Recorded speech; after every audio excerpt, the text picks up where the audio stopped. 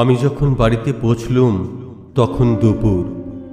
আমার চতুর্দিকে চিকচিক করছে রোদ, শোঁ শোঁ করছে হাওয়া। আমার শরীরের ছায়া ঘুরতে ঘুরতে ছায়াহীন একটি রেখায় এসে দাঁড়িয়েছে। কেউ চিনতে পারেনি আমাকে। ট্রেনে সিগারেট জ্বালাতে গিয়ে একজনের কাছ থেকে আগুন চেয়ে নিয়েছিলুম। একজন মহকুমা স্টেশনে উঠেই আমাকে জাপটে ধরতে চেয়েছিল। একজন পেছন থেকে কাঁধে হাত রেখে চিৎকার করে উঠেছিল। আমি সবাইকে মানুষের সমিল চেহারার কথা স্মরণ করিয়ে দিয়েছি। কেউ চিনতে পারেনি আমাকে।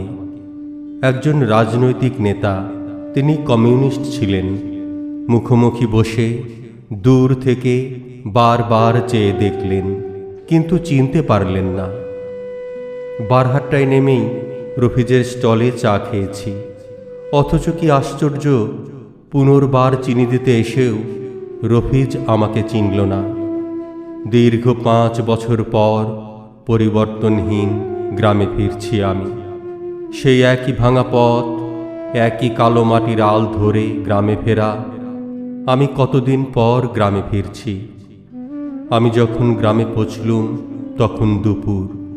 আমার চতুর্দিকে চিকচিক করছে রোদ, শোঁ শোঁ করছে হাওয়া। অনেক বদলে গেছে বাড়িটা।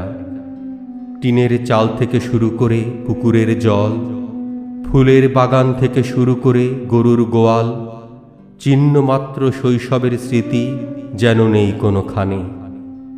পড়ার ঘরের বারান্দায় নুয়ে পড়া বেলি ফুলের গাছ থেকে একটি লাউডুগি উত্তপ্ত দুপুরকে তার লকলকে জিভ দেখালো।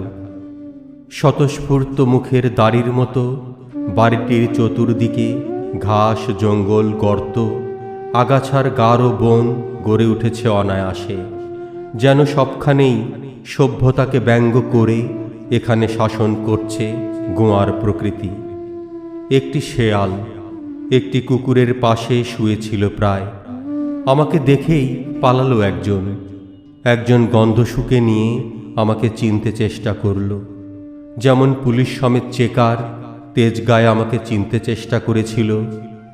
হাঁটতে হাঁটতে একটি গাছ দেখে থমকে দাঁড়ালাম। অশোক গাছ, 62 ঝড়ে ভেঙে যাওয়া অশোক। একসময় কি ভীষণ ছায়া দিত এই গাছটা। অনায়াসে 2 জন মানুষ মিশে থাকতে পারত এর ছায়ায়। আমরা ভালোবাসার নামে একদিন সারা রাত এই গাছের ছায়ায় লুকিয়েছিলুম।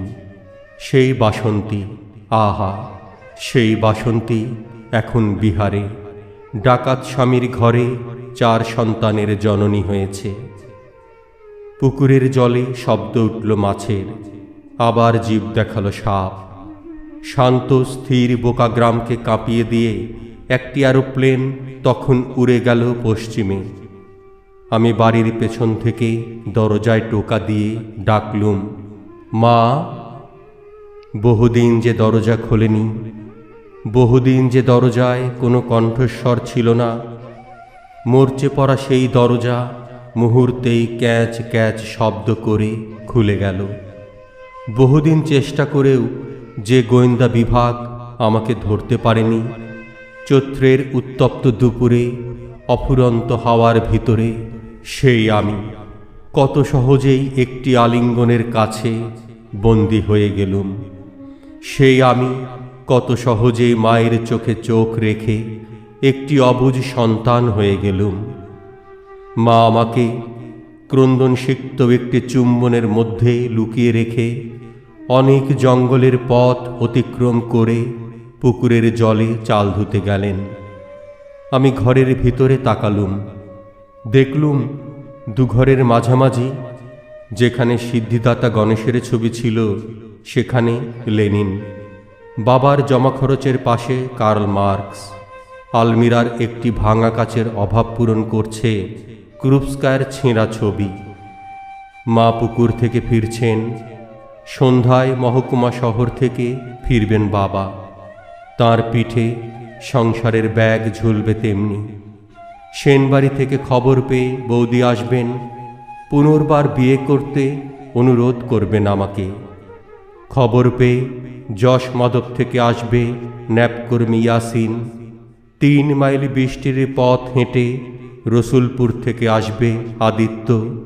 রাত্রে মারাত্মক অস্ত্র হাতে নিয়ে আমতলা থেকে আসবে আব্বাস।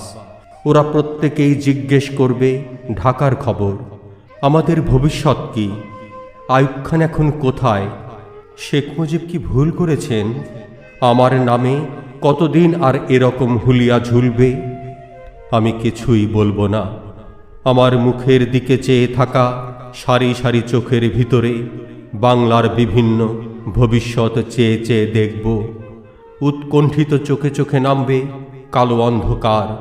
আমি চিৎকার করে কণ্ঠ থেকে অক্ষম বাসনার জ্বালা মুছে নিয়ে বলবো, আমি এসবের কিছুই জানি না, আমি এসবের কিছুই বুঝি না।